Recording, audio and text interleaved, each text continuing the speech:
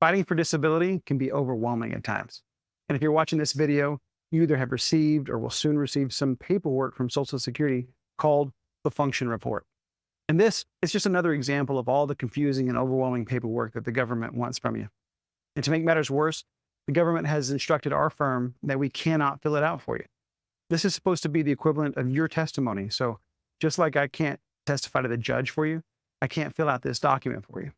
But the good news is that you wouldn't want me to fill this out for you even if I was allowed to. See, I found that clients who fill out the document, regardless of their poor spelling and bad handwriting, they tend to have a more persuasive case, and therefore they have a better chance to win. Now, you don't have to fill it all at once. In fact, you have a few weeks to finish it, but we're also here to help you through it. And in this video, I'm going to share with you a few pointers that'll make it easier and make a difference for you. And if you still need help, reach out to our team and schedule a time for someone to walk you through it, either over the phone or in person here at the office. So here are my top 5 pointers on what to do. Pointer number 1, I want you to think of your typical worst day in any given week. Then try to answer in a way that highlights the problems that you experience when dealing with the questions that are presented. Now, this isn't like one of those social media accounts where everything is perfect. This needs to be real life. I'm not saying exaggerate your problems. I'm saying don't minimize or downplay the problems that you experience on a typical bad day. Pointer number 2, I want you to talk about what you can't do. Now, many of the questions are written in a way that focuses on what you can do, but I want you to think about what you can't do.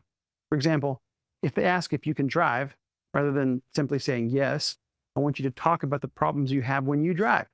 Do you struggle with being alert or turning to see your blind spot? Or is it rough when you drive over 30 minutes? And for a little extra credit, I want you to talk about how your condition actually gets worse when you try to do these things for more than a few minutes at a time. Similarly, if you can do something, but you require special accommodations like extra breaks or extra time or assistive devices or outside help or any other workaround that you've come across, then say so. Don't do one of my clients did a while back. And that was when he said in his report that he could mow the lawn. And he didn't explain anything after that. And later on, I asked him to describe how he mowed the lawn. And he explained that he had this really small front lawn and he would mow one strip. And then he would go inside and recover and take a break and lay down. And then he'd get back up and go out and then do another strip. And he couldn't do any more than that. He'd go back inside, he'd lay down. And he'd do this until finally it took him all day to mow this thing. And it had taken one of my kids 30 minutes to do this. But don't do that. Pointer number 3, I want you to focus on the problems that actually keep you from working. The judges, they're mostly interested in your ability to sit, stand, walk, use your hands, concentrate, and focus on work activities for 2 hours straight. And if your medical problems interfere with your ability to do that, make that known in your answers. Pointer number 4, answer in the present. Don't describe how things used to be. Describe how they are. For example, some questions ask about hobbies. I don't want you to talk about how you used to run or play golf or dance or whatever. That just confuses things. Don't tell it like it was, tell it like it is. And pointer number 5, and possibly the most important pointer here, is don't give up. The most important thing about this form is getting it done. See, the government is always looking for excuses to deny your claim. And if you don't fill it out, they'll just stamp it with insufficient evidence, and then they'll deny your claim. Look, if you feel stuck, you've got us here to help you. Give us a call. We can help. Okay, so those are my pointers on filling out the function report. Got a little bonus tip for you. Here is something that you should not worry about, and that is perfection. Don't worry about the presentation of your answers. If you write outside the margins or use incomplete sentences, or you spill coffee on your paper or you have bad handwriting, that's okay. It's okay. You are a normal human being.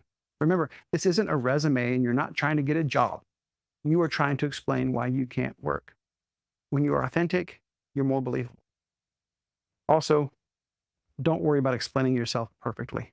Now, I said earlier, you got to explain yourself, but don't get stuck in this perfection. There's a lot of questions, and the government just wants a general idea of your limitations. If your answers are too perfect, they'll think that your lawyer answered the questions for you, and then they'll just disregard everything. And lastly, don't worry if you didn't get it all right. Your answers aren't permanent.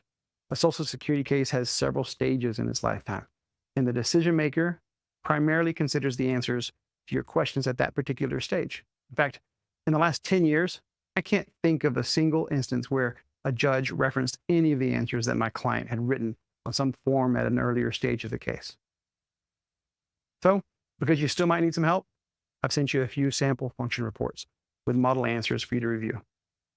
Hey, I hope this helps. And as always, feel free to contact us if you have any questions.